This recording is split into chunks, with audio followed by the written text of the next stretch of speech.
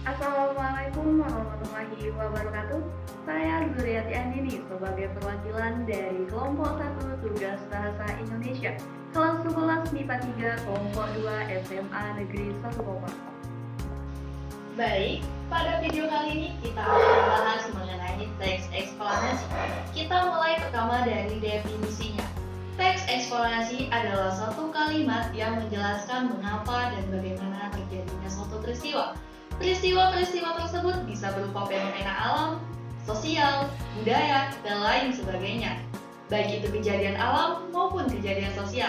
Teks eksplanasi pula sering disebut dengan teks yang menghubungkan peristiwa atau proses terjadinya suatu peristiwa.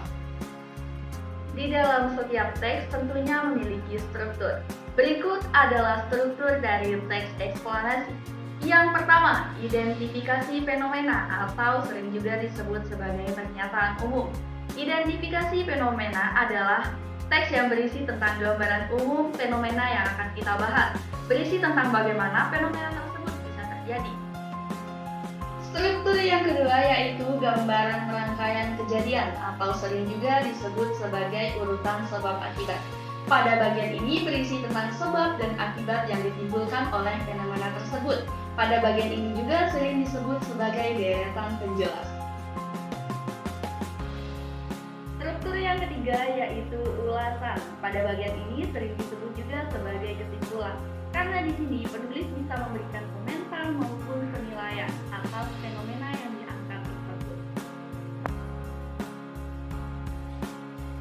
Berikut adalah cara menulis teks eksplanasi berdasarkan struktur dan kebahasaannya. Yang pertama adalah menentukan topik yang akan ditulis. Yang kedua, menuliskan ide-ide pokok yang sesuai dengan struktur teks eksplanasi. Yang ketiga, membuat kerangka teks eksplanasi.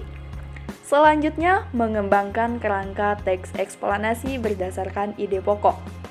Yang kelima, menggunakan kaidah bahasa Indonesia yang baik dan benar. Yang keenam, menyunting teks eksplanasi yang telah disusun. Contoh teks eksplanasi. Judul: Globalisasi. Pernyataan umum. Globalisasi adalah proses mendunia yang berkaitan dengan tatanan sosial.